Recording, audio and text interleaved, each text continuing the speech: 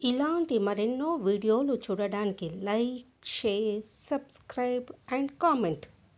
ఈరోజు ఈ వీడియోలో 2025 సంవత్సరంలో వరాహ జయంతి ఎప్పుడు వచ్చింది, వరాహ జయంతి ప్రాముఖ్యత ఏమిటి అనే విషయాల గురించి తెలుసుకుందాము. వరాహ జయంతి అనేది శ్రీ మహావిష్ణువు యొక్క దశావతారాల్లో మూడవదైన వరాహ అవతారము. పురాణాల ప్రకారము శ్రీ వరాహ భగవానుడు భూమాతను హిరణ్యాక్షుడు అనే భయంకరమైన రాక్షసుడి నుండి రక్షించి ఆమెను సముద్ర గర్భం నుండి తిరిగి తీసుకువచ్చాడు. ఈ అవతారము ధర్మాన్ని పునఃస్థాపించడానికి మరియు పాపాలను నిర్మూలించడానికి ఎంతో ప్రాముఖ్యమైనదిగా భావిస్తారు. అందుకే హిందువులు ఈరోజు ఎంతో భక్తి శ్రద్ధలతో ప్రత్యేక పూజలు చేస్తారు.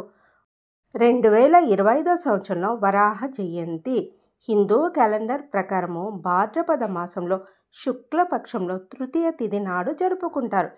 వరాహ జయంతి తిథి ప్రారంభము 25వ తేదీ ఆగస్టు 2025 సోమవారం ఉదయం 10:04 ప్రారంభమై 26వ తేదీ ఆగస్టు 2025 మంగళవారం ఉదయం 11:24 తృతీయ తిథి ముగుస్తుంది. వరాహ జయంతి పూజా ముహూర్తము 25వ తేదీ సోమవారం మధ్యాహ్నం 2:46 నుండి సాయంత్రం 5:37 వరకు 2:51 పాటు పూజా ముహూర్తము ఉన్నది. వరాహ అవతార కథ గురించి తెలుసుకుందాము. పురాణాల ప్రకారము హిరణ్యాక్షుడు అనే రాక్షసుడు తన దుష్టత్వంతో లోకాలను పీడిస్తూ భూమిని చాప చుట్టినట్లుగా సముద్రంలో దాచివేశాడు. దీంతో దేవతలు మరియు మునులు శ్రీ మహావిష్ణువును శరణు వేడగా ఆయన తన మూడవ అవతారమైన వరాహ రూపాన్ని ధరించాడు. శక్తివంతమైన పంది ఆకారంలో ఉన్న వరాహస్వామి సముద్రంలోకి చొచ్చుకుపోయి తన బలమైన కోరలతో భూమిని పైకి ఎత్తి హిరణ్యాక్షుడిని సంహరించాడు. ఈ విధంగా వరాహస్వామి భూమిని మరియు ధర్మాన్ని కాపాడాడు.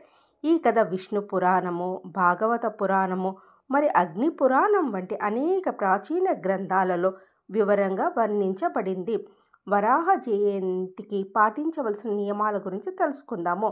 ఈ రోజున ఉదయాన్నే నిద్రలేచి స్నానం చేసి పరిశుభ్రంగా ఉండాలి. ఉపవాసం పాటించాలనుకునేవారు తమ శక్తి మేరకు ఉపవాస నియమాలను పాటించాలి. వరాహస్వామికి పూజలు నిర్వహించి ఆయన మంత్రాలను జపించాలి. సాధ్యమైనంత వరకు ధ్యానము మరియు ఆధ్యాత్మిక చింతనలో గడపాలి. పేదలకు మరియు అవసరమైన వారికి సహాయం చేయాలి. పూజ కోసం తాజా పుష్పాలు మరియు ఇతర శుభ్రమైన పదార్థాలను ఉపయోగించాలి. కుటుంబ సభ్యులందరూ కలిసి పూజలో పాల్గొనడం శుభప్రదంగా భావిస్తారు. ఆది వరాహ క్షేత్రమైన తిరుమలలోని శ్రీ భూ వరాహస్వామి ఆలయంలో ఆగస్టు 25న వరాహ జయంతి జరగనుంది.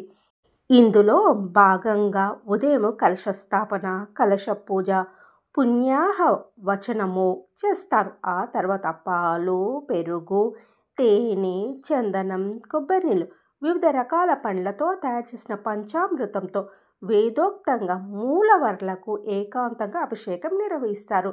కలియుగ వైకుంఠంగా బాసిల్లుతున్న తిరుమలలో ఆగమ శాస్త్రం ప్రకారము ప్రతి సంవత్సరం శ్రీ వరాహస్వామి జయంతిని టీటీడీ ఘనంగా నిర్వహిస్తోంది. స్థల మహత్యం ప్రకారము తిరుమలలో తొలి పూజ, తొలి నివేదన శ్రీ వరాహస్వామి వారికి చేస్తారు. భక్తులు ముందుగా శ్రీ భూ వరాహస్వామి వారిని, ఆ తర్వాత శ్రీవారిని దర్శించుకోవడం ఆచారము. స్థితికారకుడైన శ్రీ మహావిష్ణువు లోక కళ్యాణం కోసము శ్రీ వరాహస్వామి అవతారం ఎత్తి హిరణ్యాక్షుని సంహరించి భూదేవిని రక్షించినట్లు పురాణాల ద్వారా తెలుస్తుంది.